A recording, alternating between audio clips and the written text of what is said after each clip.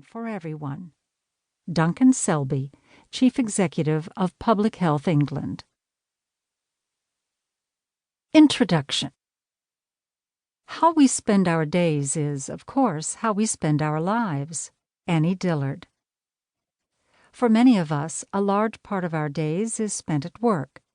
It's reckoned that we will spend 3,507 days at work over a lifetime. The average person spends a quarter of their adult life at work. Work can give us a sense of purpose, structure, and satisfaction, while also providing the means to finance daily life. It can also cause stress. In fact, mental health and well-being at work is one of the most important issues facing all of us.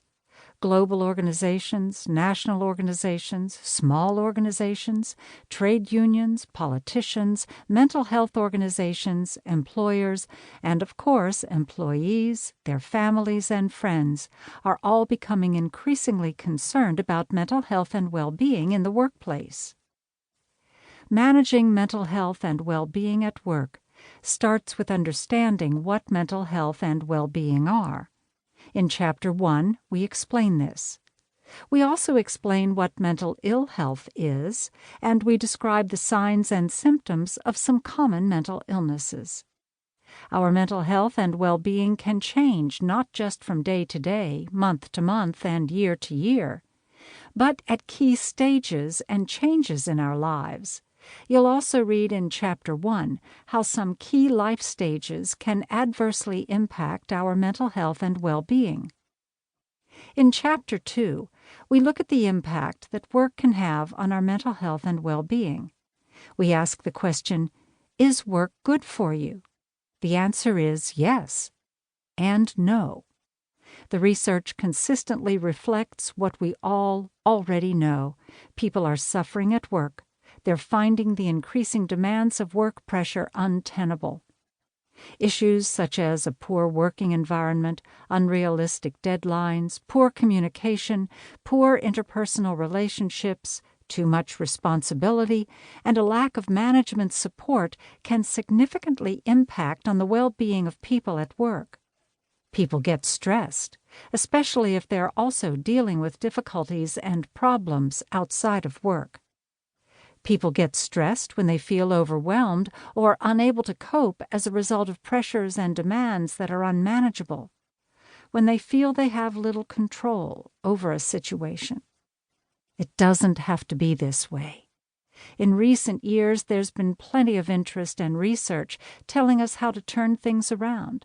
In 2017, for example, an independent review, Thriving at Work, led by mental health campaigner Lord Dennis Stevenson and Paul Farmer, Chief Executive at Mind and Chair of the NHS Mental Health Task Force.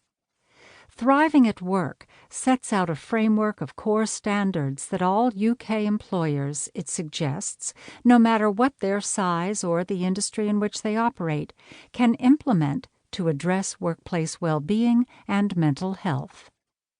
In Chapter 3, we explain how organizations and managers at all levels can implement some of the recommendations made in the Thriving at Work review. You'll read how to assess, improve, and maintain well-being in the workplace. In other words, how to be a good place to work. Of course, it's not all down to organizations and their leaders to up their game. There's a lot that individual employees can do to develop their own well-being and resilience. Chapter 4 has a wealth of practical advice and suggestions that can help individuals to, amongst other things, have a healthy work-life balance, manage stress at work, create positive relationships with colleagues, and look after their physical health at work. However, although there's plenty that each of us can do to develop and maintain our well-being, we're not invincible. For one reason or another, any of us can experience a mental illness. In Chapter 5, we look at how best to manage at work if you have been or are currently unwell. We explain the importance of identifying what could trigger a downturn, what you can do to help yourself to be well, and what to do in a crisis. Throughout this chapter and the previous one, we emphasize